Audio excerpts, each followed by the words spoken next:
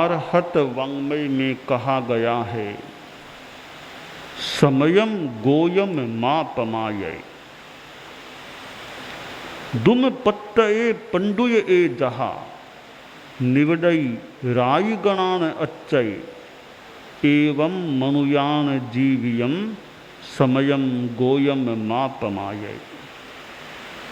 उत्तराध्ययनानि, उत्तराध्ययन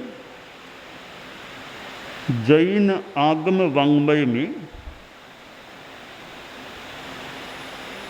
अनेक विधाओं वाला आगम है। प्रस्तुत आगम में जहाँ अध्यात्म साधना का निर्देशन प्राप्त होता है, वहीं तत्व विद्या की बातें भी इस आगम से प्राप्त की जा सकती है। व्यवहार कौशल का मार्गदर्शन भी इस आगम से संप्राप्त किया जा सकता है और कथानकों घटनाओं के माध्यम से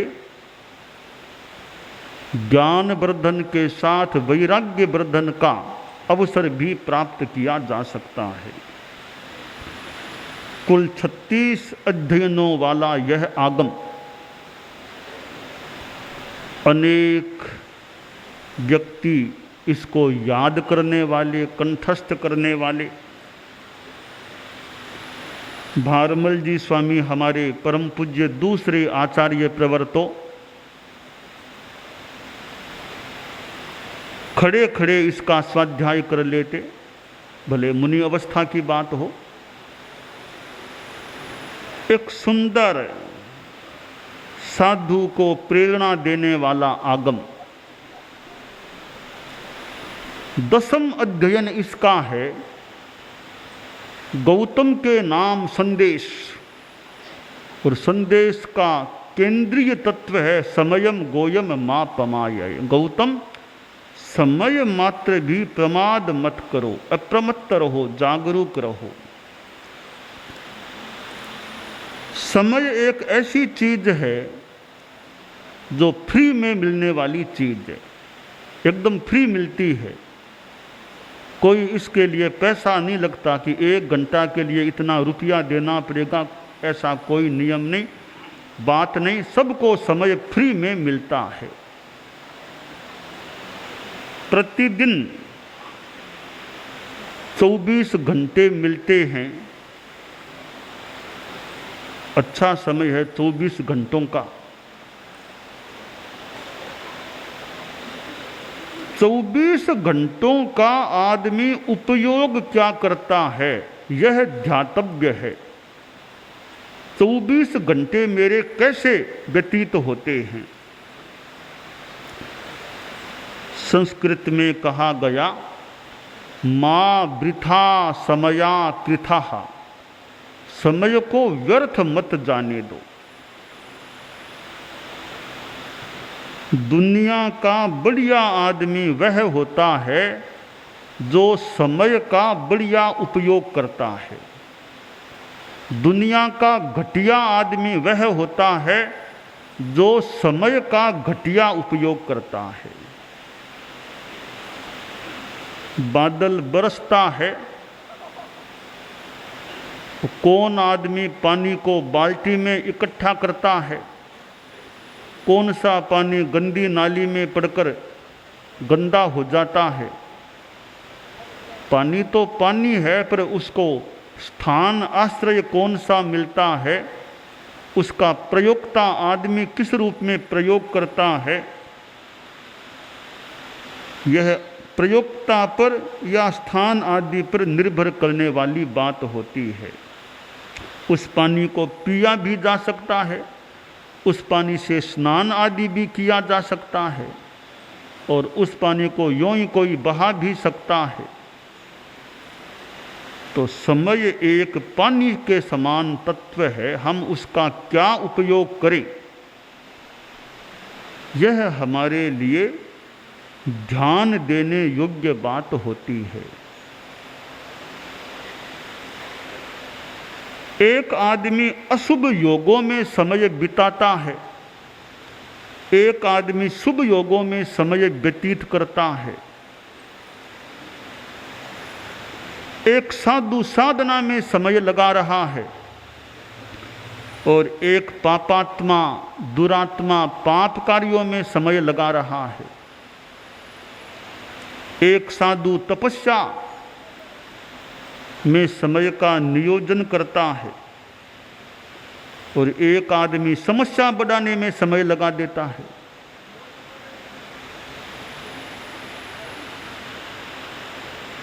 हमारा विवेचन यह होना चाहिए कि मैं किस में अपना समय लगाऊं, कितने अच्छे कार्यों में मेरा कितना समय लगे।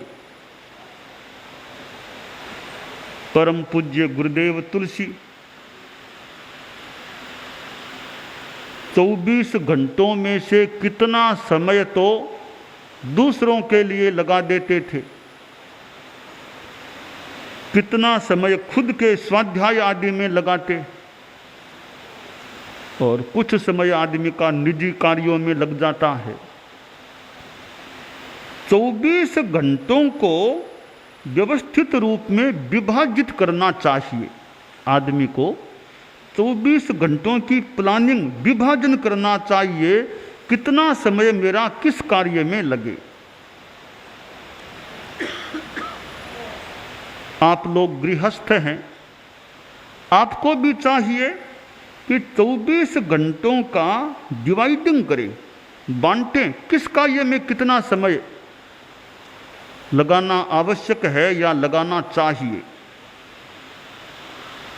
आपके सामने व्यापार की बात भी हो सकती है, आपके सामने परिवार की बात भी हो सकती है, आपके सामने कोई संस्थाओं आदि में सेवा देने का क्रम भी हो सकता है, अपनी व्यक्तिगत साधना की भी एक बात होती है, शरीर के लिए निजी कार्यों के लिए भी समय लगाना होता है, विश्राम भी करना होता है। 24 घंटों का सम्यक नियोजन हो जाए, दिनचर्या आदमी की व्यवस्थित रहे तो समय का अच्छा उपयोग हो सकता है। दिनचर्या जिसकी व्यवस्थित नहीं तो कहीं कहीं समय का जितना बढ़िया उपयोग होना चाहिए उतना बढ़िया उपयोग आदमी न भी कर पाए। परम पूज्य गुरुदेव महाप्रज्ञ जी मेवाड़ में थे, एक कार्यक्रम हो रहा था तो महाप्रज्ञ जी प्रवर ने फरमा दिया कि अमुक ये महामंडलेश्वर जी आए, व्यस्त हैं फिर भी आए हैं। तो वे फिर बोले कि देखो युवाचार्य जी, उस समय युवाचार्य महाप्रज्ञ जी थे संभव, कि युवाचार्य जी ने कहा कि व्यस्त थे फिर भी आए। मैं यह कहना चाहूँगा मैं तो अस्त व्यस्त बना हुआ था, यहाँ आकर मैं व्यस्त हो गया हूँ। तो व्यस्त होना एक बात है, अस्त व्यस्त होना अलग बात है। आदमी व्यस्त तो भले अच्छे कार्यों में हो जाए, दिमाग अस्त व्यस्त हमारा नहीं होना चाहिए, दिमाग तनाव में नहीं रहना चाहिए ज़्यादा। यह हमारी कुशलता की कमी ही होती होगी कि हम तनाव में चले जाएं, अस्त व्यस्त हो जाएं। तो दिमाग आदमी का कितना शांत रहे, उचित रूप में सक्रिय भी रहे और तनाव रहित रह सके। व्यर्थ का तनाव दिमाग में नहीं होना चाहिए। चिंता का भार ज़्यादा हमारे दिमाग पर नहीं रहना चाहिए। चिंता नहीं, चिंतन करो। कोई समस्या है, बात है तो विचार करें, ध्यान दें, या विचार से भी आगे की भूमिका पर जाएं, जा सकें तो चिंता से बचने का प्रयास हमें करना चाहिए। और चिंता फिर दिन भर दिमाग में नहीं रहनी चाहिए। चिंता करनी भी हो, चिंता चिंतन कुछ भी, तो दिन भर नहीं, आधा घंटा घंटा बैठ के जो चिंता जो चिंतन करना उसको कर लो, फिर दिमाग को फ्री कर देना चाहिए। वरना हमारा दिमाग सोए तो भी चिंता से भरा रहे, विचारों से भरा रहे, सोए तो नींद ठीक नहीं आ पाती है। अगर ऐसी चिंता हालांकि होने को तो हो जाती होगी, हम प्रयास ऐसा करें कि चिंता का ज़्यादा भार न ढोएं, चिंता का भार दिमाग पर न रखें और निश्चिंतता के साथ अपना कार्य करने का प्रयास करें। संस्थाओं का संचालन कार्यकर्ता करते हैं। तेरापंथ समाज में कितनी संस्थाएं हैं, लोकल संस्थाओं की तो गिनती भी थोड़ी सी मुश्किल हो सकती है, ये केंद्रीय संस्थाएं भी कितनी हैं, अनेक अनेक हैं, जो कल्याण परिषद की मानो अवयवभूत हैं। उनके मुखिया 2 व्यक्ति कल्याण परिषद के पार्षद बनते हैं और कल्याण परिषद का पार्षद बनना एक महत्वपूर्ण बात है। जो एक मंच है, जिस मंच पर मानो समग्र साधु साधियों की बात छोड़ दें, बाकी सामाजिक दृष्टि से समग्र समाज की संस्थाओं के संदर्भ में समाज के बारे में विचार होता है, निर्णय होता है और इम्प्लीमेंटेशन तक बात आगे बढ़ती है। तो कल्याण परिषद तो तेरापंथ समाज की एक महत्वपूर्ण इकाई, तो क्या कहें, वो तो समष्टि कह दें, कुछ भी कह दें, वह है कि जहाँ समाज के प्रमुख व्यक्ति बैठ करके संभागी बन करके विचाराभिव्यक्ति करते हैं और विचाराभिव्यक्ति के बाद निर्णयाभिव्यक्ति भी होती है और क्रियान्विति की दिशा में गति होती है। तो केंद्रीय संस्थाओं के प्रमुख 2 व्यक्ति आश्रय कल्याण परिषद से जुड़े हुए रहते हैं। जैन विश्व भारती भी एक केंद्रीय संस्था है और जिसके अध्यक्ष मंत्री कल्याण परिषद के मेंबर्स होते हैं और एक व्यापक कार्य करने वाली संस्था है। कामधेनु कह दें, जय कुंजर कह दें। देखिए, गाय को भी पालना है तो गाय को खिलाना भी पड़ेगा। गाय का दूध दूहना है तो पहले चारा पूरा खिलाओ तो दूध मिलेगा। गाय को चारा नहीं देंगे, कोरा दूध कब तक आपको मिलेगा।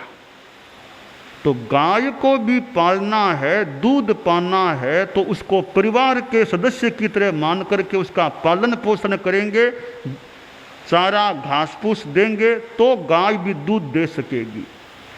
हाथी है तो हाथी को भी खुराक चाहिए। घर में हाथी बांध ले, खुराक उसको न दे, हाथी कब तक जिंदा रह सकेगा। इसी प्रकार संस्थाओं को भी खुराक चाहिए, पोषण चाहिए, संभालने वाला व्यक्ति चाहिए। वह पोषण संस्था को ठीक तरह मिलता है तो संस्था कामधेनु की तरह दूध देने वाली भी, जय कुंजर की तरह बड़ी उपयोगी। जैसे हाथी पर कोई बड़ा व्यक्ति सवारी करे बैठे, एक गौरव की बात, महिमा की बात होती है। तो जैन विश्व भारती भी जय कुंजर की तरह, वैसे जय कुंजर तो हमारे शास्त्र से जुड़ा हुआ शब्द है, भगवती सूत्र है। जैन के हमारे जो तेरापंथ के द्वारा मान्यता प्राप्त 32 आगम हैं, उनमें सबसे बड़ा आगम, विशाल काय आगम भगवती सूत्र है। भगवती सूत्र से बड़ा वर्तमान में कोई दूसरा आगम नहीं है। परम पूज्य जयाचार्य प्रवर ने भगवती पर जोड़ की रचना की है। भगवती जोड़, भगवती की व्याख्या या अनुवाद पद्यों में।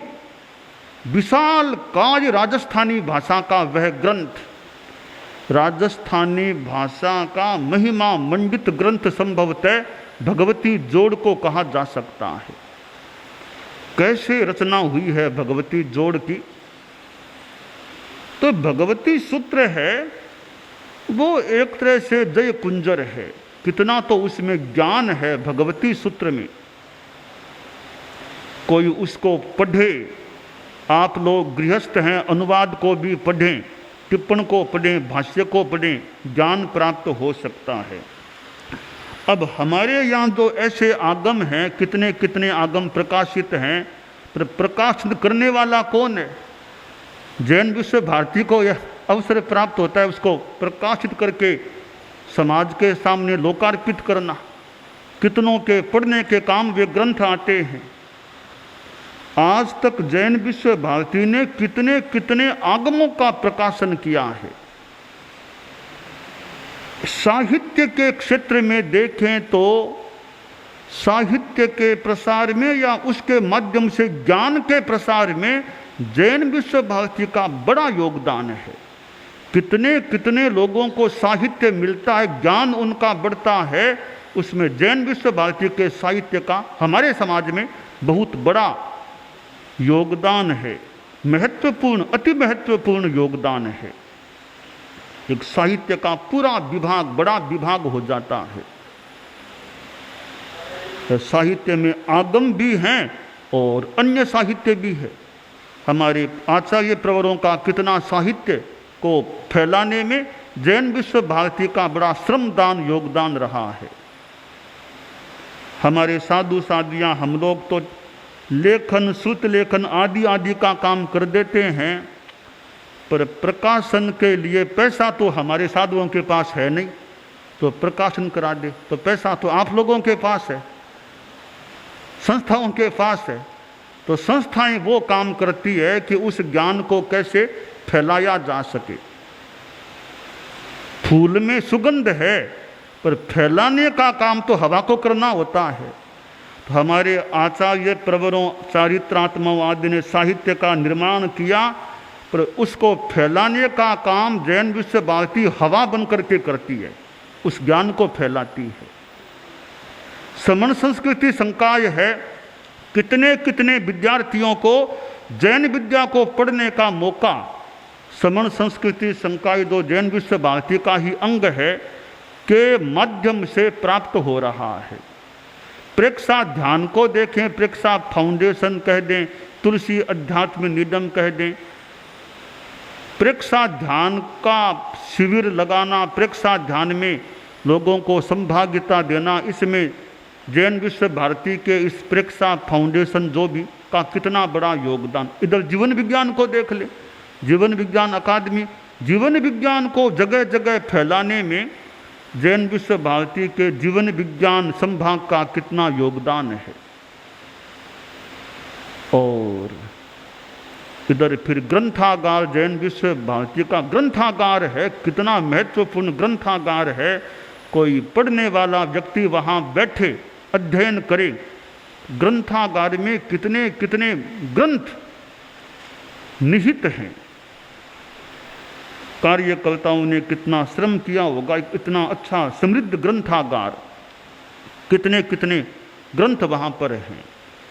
और इधर सेवा का प्रकल्प भी जैन विश्व भारती में, तो अनेक आयामों से जुड़ा हुआ यह संस्थान या संस्था जैन विश्व भारती, और फिर जिससे जुड़ा हुआ जैन विश्व भारती संस्थान मान्य विश्वविद्यालय। तो ऐसा ये इंस्टीट्यूट या संस्थान जैन विश्व भारती, उधर मान्य विश्वविद्यालय। तो जैन विश्व भारती खूब अच्छा आध्यात्मिक सेवा का कार्य करती रहे, यह अभिलषणीय है।